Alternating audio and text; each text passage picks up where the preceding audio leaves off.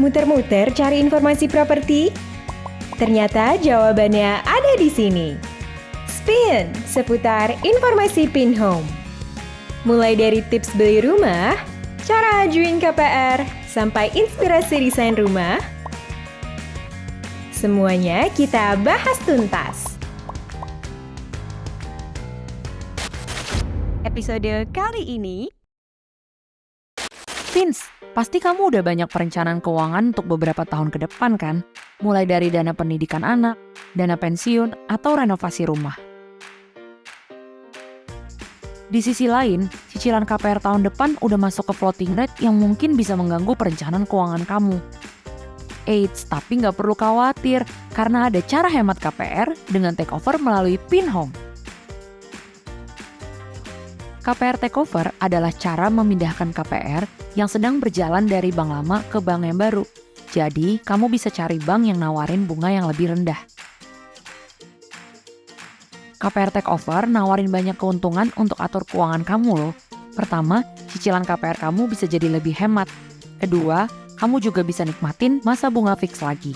Ketiga, kamu bisa mengurangi beban cicilan KPR dengan mengubah tenor menjadi lebih pendek atau lebih panjang. Nah, kalau mencoba KPR takeover melalui Pinhome, kamu bisa menikmati beberapa fitur penting nih. Pertama, KPR simulator. Fitur ini memudahkan kamu untuk menghitung cicilan KPR secara detail. Misalnya, kamu punya plafon kredit 300 jutaan dengan tenor 25 tahun. Nah, cicilan kamu ini udah berjalan selama 13 bulan dengan bunga fix 5,9%.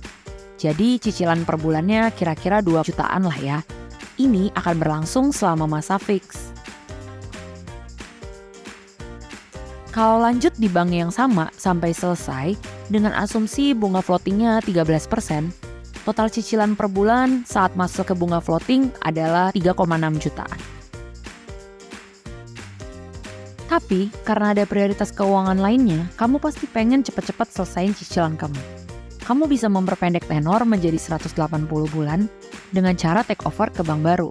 Dengan cara ini, kamu bisa mendapat cicilan sekitar 2,9 jutaan dengan bunga fix 6,75% selama 60 bulan. Emang sih kamu harus bayar penalti dan akad kredit, tapi kita coba hitung dulu yuk, kamu hemat atau rugi. Dengan asumsi bunga floating 13% sampai 10 tahun ke depan, total cicilan per bulan jadi 3,7 jutaan. Jika dihitung-hitung, semuanya jadi 650 jutaan di bank baru. Sementara di bank lama, kamu harus membayar 1 miliar lebih.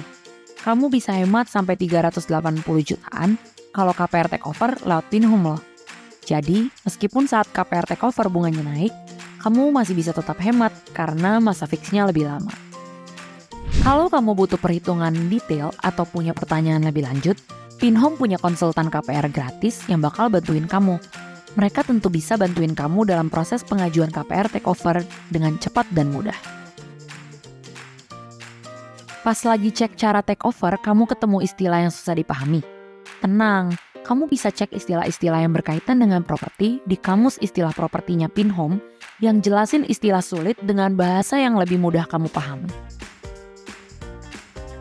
Dengan KPR takeover melalui Pinhome, kamu bisa pilih program KPR baru dengan bunga yang lebih rendah dan cicilan yang lebih hemat. Jadi, kamu dapat mengatur ulang perencanaan keuangan tanpa ribet. Penasaran kan gimana cara KPR takeover di Pinhome? Cek description box ya. Satu episode sudah kita lewati. Tunggu cerita selanjutnya hanya di Spin seputar informasi Pinhome.